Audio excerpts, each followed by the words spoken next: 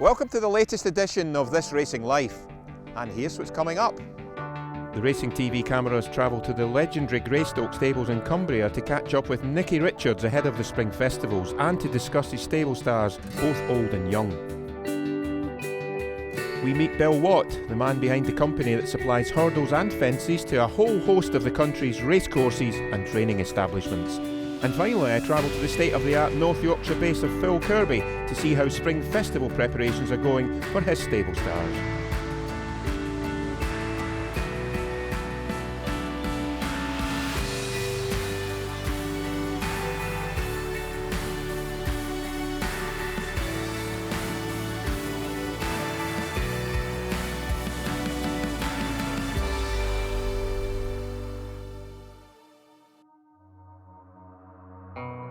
It's 22 years since Nicky Richards took over the licence at the legendary Greystoke Stables from his father, the late Gordon W. Richards.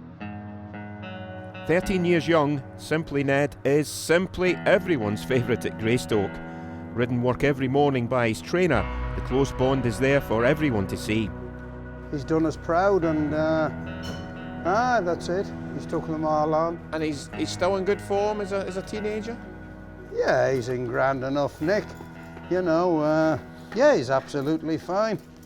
As I say, the moment he doesn't want to be a racehorse, he'll be a retired one. Has he changed much over the time he's been at Greystoke as he's got older? Has anything changed? I'd still say he thinks he's a 4-year-old yet, and, you know, yeah, he's a great attitude to life, and, yeah. He's owe you absolutely nothing. I mean, all those big, he turns up in all the big races, doesn't he? He's been to every big party there is, and well, he must have ran about against 3 generations of them top 2-mile chasers, so he's been absolutely great to us. Leopardstown, even Kelso, been to Cheltenham, you name Kelso, Cheltenham, Ascot, he's been everywhere, you know. And at home to ride out? Yeah, he's a pleasure to ride. He just floats along, big, lovely, classy horse. He's great. And yeah. And the owners, you know, what a horse to enjoy as owners. You know, he's an owner's dream, really, isn't he? You know. Enjoying himself? Well, he's good and chilled out and all that, and he's, you know, he's relaxed with life. Has he got a nickname? Just Ned. Ned. That's it. Nice and simple. Simple, yeah. That's it. Yeah. That's the old boy. David and Nicky Robinson, owners of Simply Ned. They've lots of nice young horses coming through. I mean, Simply Ned, he won't go on forever, but you never know. As a 13-year-old, he's pretty sprightly. Looking towards the future then, some nice prospects, including Merva Beach. Yeah, they've got some nice horses, Gordon. We always try to buy 2 or 3 every year, and we bought that horse over in Ireland privately last summer, and hopefully he'll end up a good one, you know. Any news on when he might run and what he might go for? Would he start in a bumper? Yeah, he'll probably start in a bumper. I'm not quite sure when, but you know, it'll be towards the back end of this season or into the autumn. I'm not just sure, but he'll tell us on that direction. Nice big chestnut horse and a nice pedigree. He's a grand pedigree, you know. He's got Kickin' King and Kalashnikov are in there and everything, so he's got some big boots to fill to follow them on. More from Nicky Richards later. If you ever wondered what it takes to build a hurdle or a steeplechase fence, then Bill Watt and his team at Watt Fences, based just outside Catterick, are just the people to talk to. Approximately about 1994, I left the army after 28 years service, and Chris Thornton was in charge of the gallops in Middleham, where I was riding out at the time, and he suggested we took on repairing the fences and hurdles there. From there, we were asked by racecourses to supply spares for hurdles and various other work on racecourses, and so I then gathered more men together to do the birch cutting, and then the birch packing, and then trainers, typical schooling fence there, which has been our bread and butter for the last 25 years. And we supply racecourses now from one end of the country, Perth, right down to Wincanton, many racecourses. And it's not just the supplying, you maintain those fences as well once they're Yes, installed? The hurdles will break, unfortunately, so we'll then be asked to supply spares to the racecourses, which we appreciate they will do their own work, and we do appreciate how much hard work they do and that's why we sponsor the Ground Staff Award every year, knowing how hard working the ground staff are. And your products are also popular with some high profile trainers?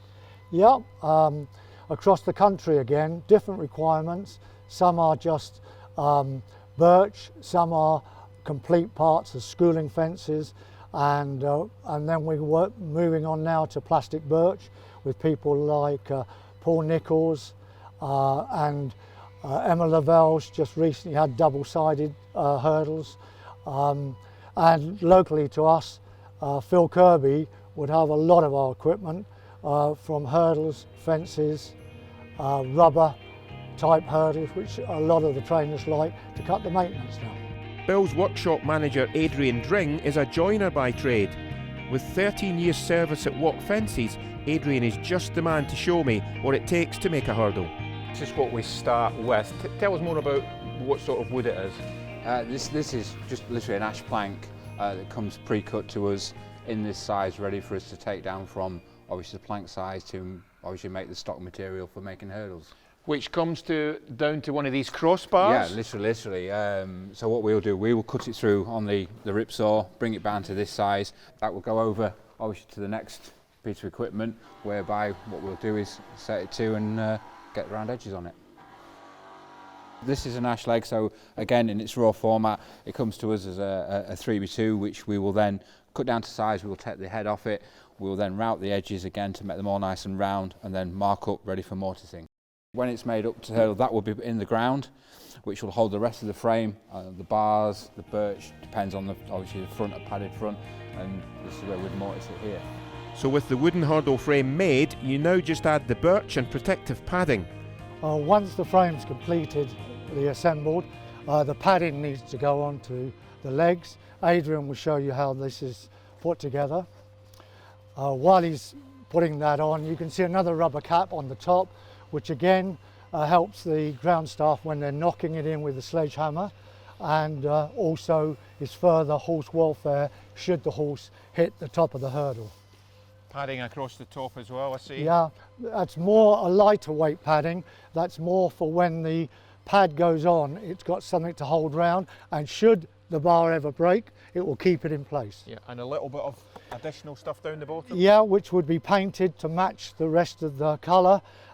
Purely again, it's rubber to be a little bit more gentle when the horses hit them.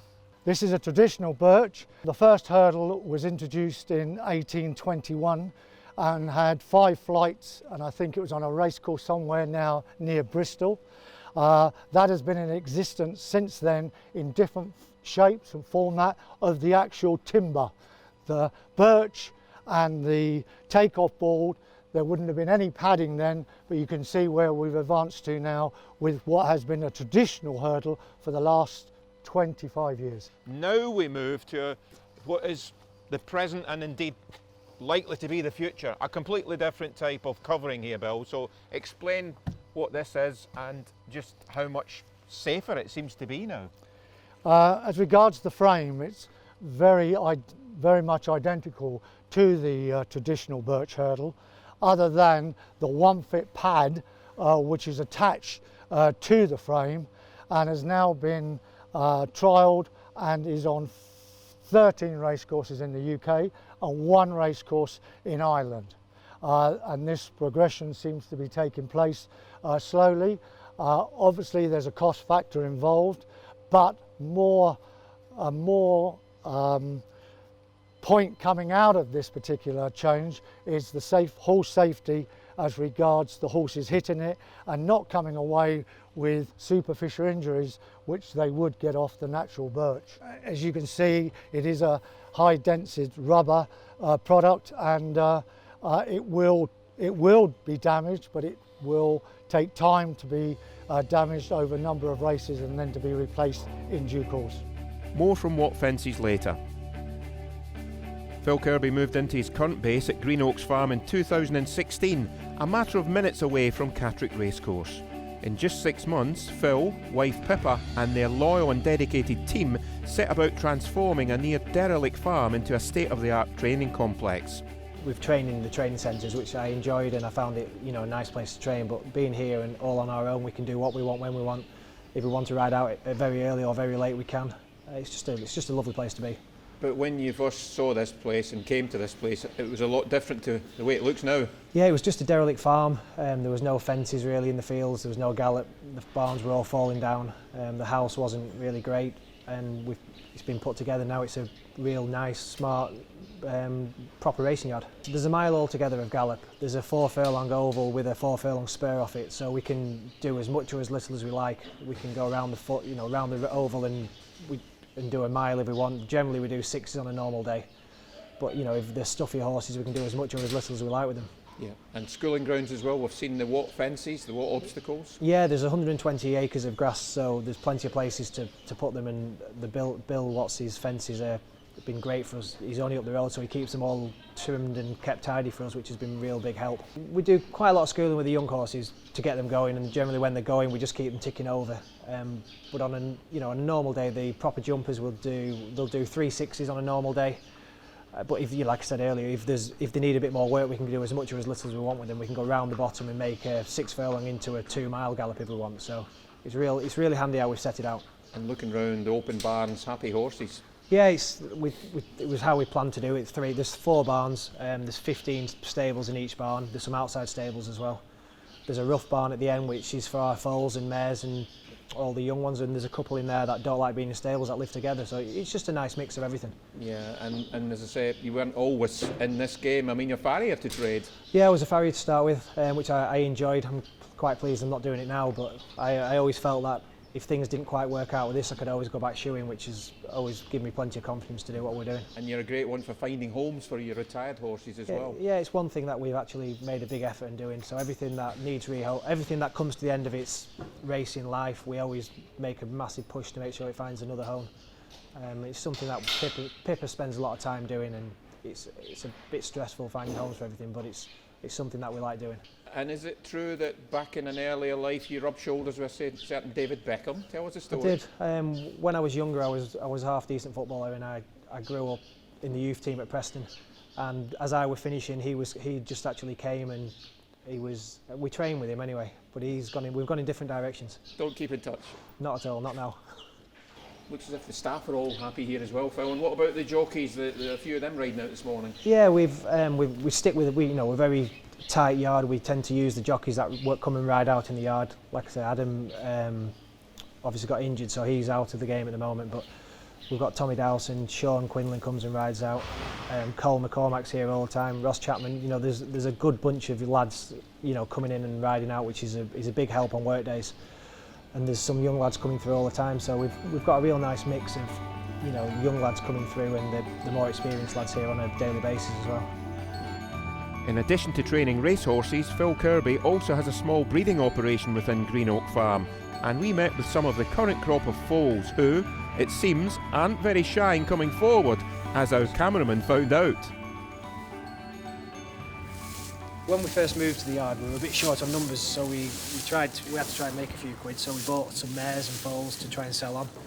And this has just evolved over the few years we've been here, so these are actually last year's foals and the yearlings now. So the plan is everything's for sale. If they don't get sold in the yard before they come to sort of store time, then they'll go to the store sales, and in the ideal world we'll get them to train in the yard. So far so good. I think the first batch of 4-year-olds have all won now, so it's going quite well. It's going good.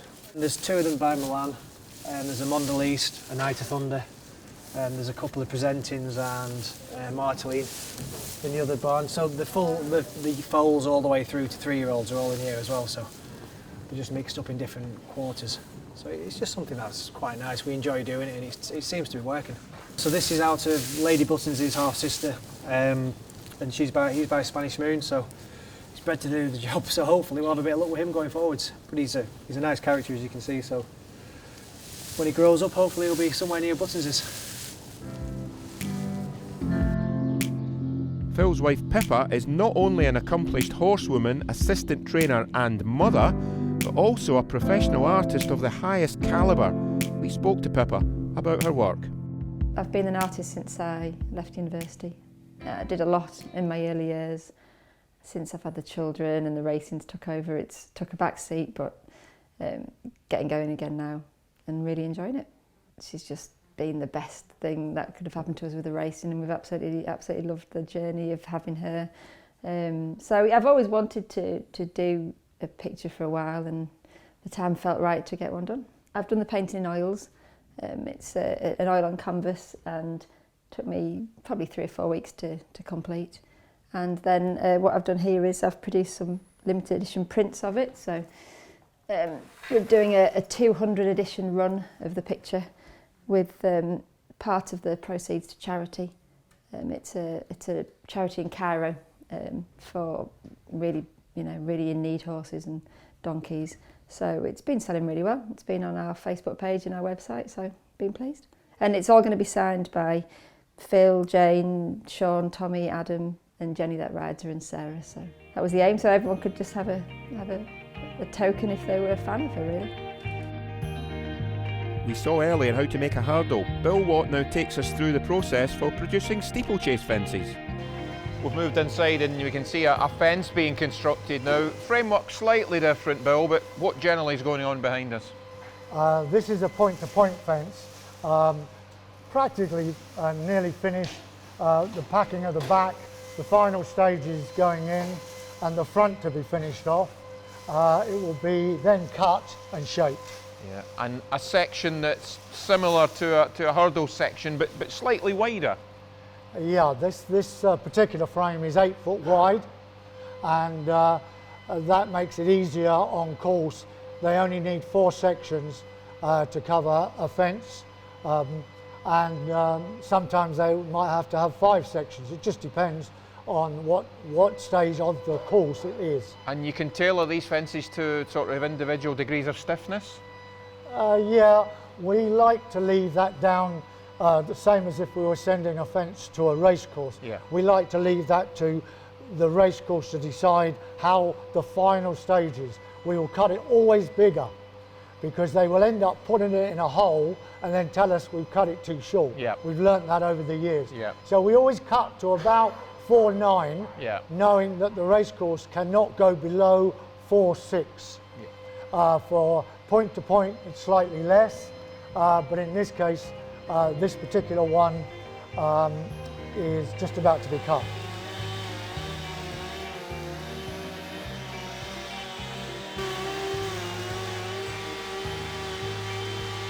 Well, not quite complete, Bill, but we can see how the birch gets topped off. Yeah, that now will need a lot more shape into the front. The front itself, the apron to be filled in, and any more gaps on the top with the birch that's been cut off will then be fed back in. Referring to the aprons, you can see that we've been moving on to artificial aprons, which we're trialling at the moment. It hasn't been used. It'll go to somewhere like one of the jockey club's training areas, yeah, schooling areas. Yeah. Lambourne have a lot of our equipment.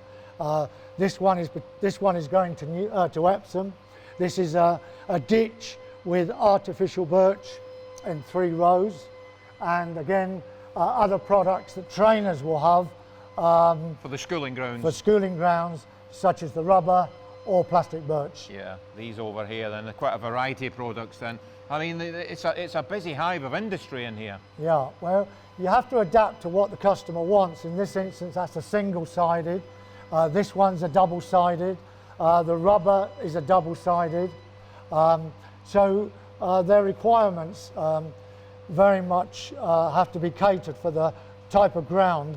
As we discussed earlier, they're either schooling on rock-hard ground or bottomless ground, and they want to be able to move the product easily onto an artificial surface so they can carry on schooling. Without question, the Green Oaks Farm stable star is Lady Buttons.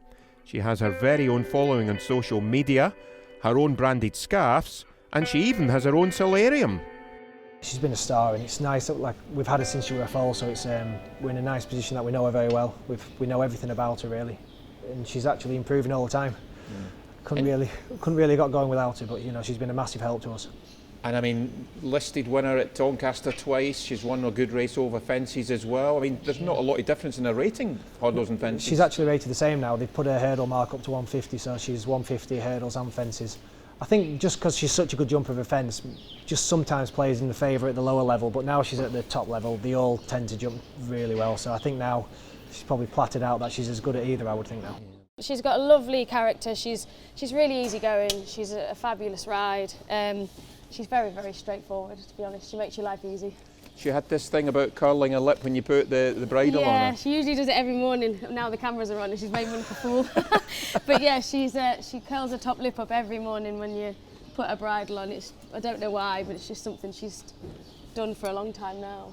And we hear about these horses that produce the goods on the track and don't do much at home. I mean, what's her work like on the gallops? On the gallops, she just does enough. She knows, I think she's wise now. She knows when she's galloping, she knows when she's just doing a normal canter at home, and she's just perfect, really. And I mean, in a box with a solarium on a windy morning, I mean, humans don't get treated like that some places. I know, the odd day when it's really cold, I'm not going to lie, you'll find me in here just under there keeping warm. But yeah, it's really good, and it's done her coat the world of good this season. Last season, she just had a funny colour to her coat. This year, she looks amazing. She's really shining. And it does her the world of good, and the light at the back as well, that comes on early in the morning and gives her more daylight hours, so that's been really helpful as well. Never ever could have imagined anything like this at all. The following she's got, what she's done for us, and she's just marvellous. And you say following, I've seen of people wearing her scarves in your colours. Yeah, the purple and white. A year gone Christmas, my son got me one for Christmas, and he got the men ties and we got little lapel badges, and it just kicked off really. People were asking, can we buy the scarves, can we buy the scarves? I think we sold 50, and then this Christmas I'm near to selling another 50. Don't make any money out, I just sell them for what I buy them for. But And how excited do you and your husband get, and her supporters, when she's actually running and winning? Husband won't stand with me because I'm a bit of an embarrassment, he says, because I jump every fence and then I just run, like the last furlong, I think I run as fast as her. Yeah. Just so exciting. You can't really put it into words how you feel. It's just like really just mega exciting for her. And she seems to quite enjoy the attention. Oh, she loves it, yeah, loves it, absolutely loves it, yeah. And I mean, one day, it'll be a year or two, yeah, she'll be having babies. She will be, yeah. Her horses will be running on the track. Her husband's big into the breeding, so he's already looking through all the stallion books and everything. Don't know which one we'll go to yet, but yeah. We did say this season would be our last season, but because she's had such a good season again, we need to sit down with Phil at the end of the season and just see if we go another year with her, because I don't want her to end like on a negative note. We'd rather her end on a positive. Favourite food, favourite snack? I've seen her having a biscuit this morning. Yeah, she loves the carrots. She really loves the carrots, so yeah, there's often bags of carrots flying around, so she has a few of them. But yeah, she's a star. The race into the closing stages. Lucius from Sebastian with drum row and putting in a tremendous finish. But at the line, Lucius wins the national. They come to the line. Hello Dandy on the near side is just going to win it. Hello Dandy is by the increased pace. Second and third is Scorpio. Nicky's father Gordon brought 2 Grand National winning trophies back to Greystoke, Lucius in 1978 and Hallo Dandy 6 years later in 1984.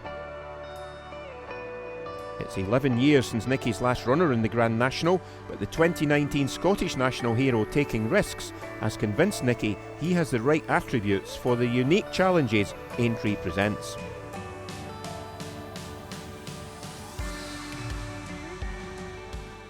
How did he go then? Oh, he's all right, God. Yeah? He's grand, yeah. Would that be a normal morning for him? Ah, that's it, yeah. He won't do too much tomorrow, and then we'll be back to work Friday, Saturday, yeah. All systems go for Aintree? That's it. Yeah? Just quietly starting to think about it. Yeah. Yeah. Aintree, if you have an Aintree type, do you think he would fit the bill? Do you think he's got the attributes to jump around there? Hopefully he ticks most of the boxes. You never really know if they're going to like it till you try it, you know what I mean? Some gallop, isn't it? Great gallop that gone, you know. A few thousand winners gone up there. I was just going to say some good horses have worked up there. A few grand old horses. And on the rise all the time. Ah, it's just on the pull, just a good old steady pull for 6.5, you know, so Yeah. it's grand. Listen, I'll let you get back. Good luck. There you go, well done.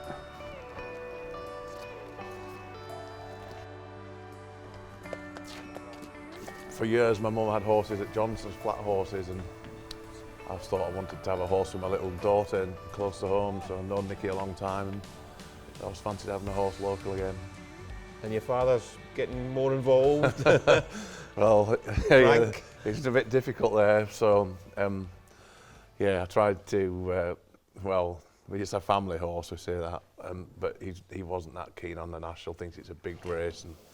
But I've always dreamt of having a horse in it myself, and I know my mum would definitely have loved to have a horse in a national. So you talked him round? Yeah, without a doubt. He's been such a great horse. Yeah. And I think he likes it. He's a bit of a showman, so he likes the big day. Would you slip in a race between now and the Aintree? He may run before Aintree. It's not vital that he runs, but he may have a run before the big day. I mean, the Grand National, the Scottish National Air, I mean, great day. Again, I raced the yards one before. Yeah, great day. Everything went to plan. He travelled good, jumped good, and seen it out well, you know, so Sean gave him a grand ride, and everything was very good on the day.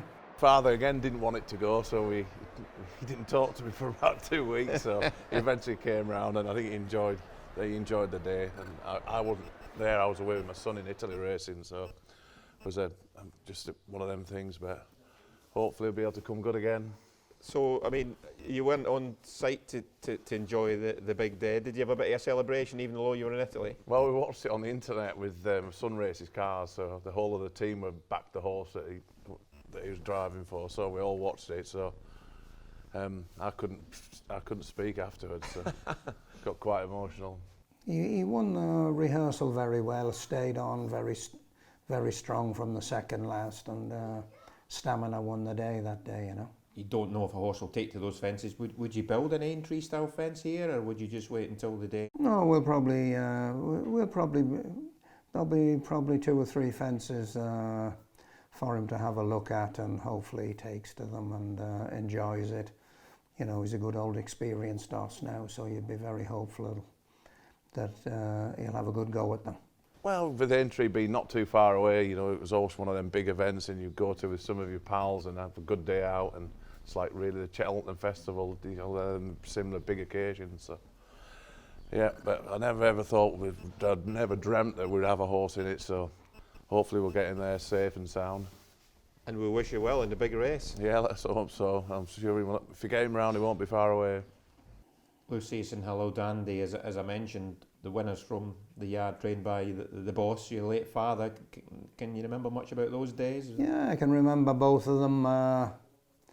You know, Hello Dandy, I'm not quite sure if he'd win a modern Grand National, but he was a super staying horse and everything. And it was great that he won a national, and Lucius was a good handicapper horse and pretty fair horse, yeah. 2 young jockeys here, Gordon. Who? These are 2 up-and-coming fellas here. Up-and-coming fellas. Huh? They're here to make big names of themselves in the world. In the future. Follow on from John Joe O'Neill and Ron Barry and Tony Dobbin. Huh? Look at them. I hope you're smiling, boys. Well, that's it for another edition of This Racing Life. We'll see you again soon.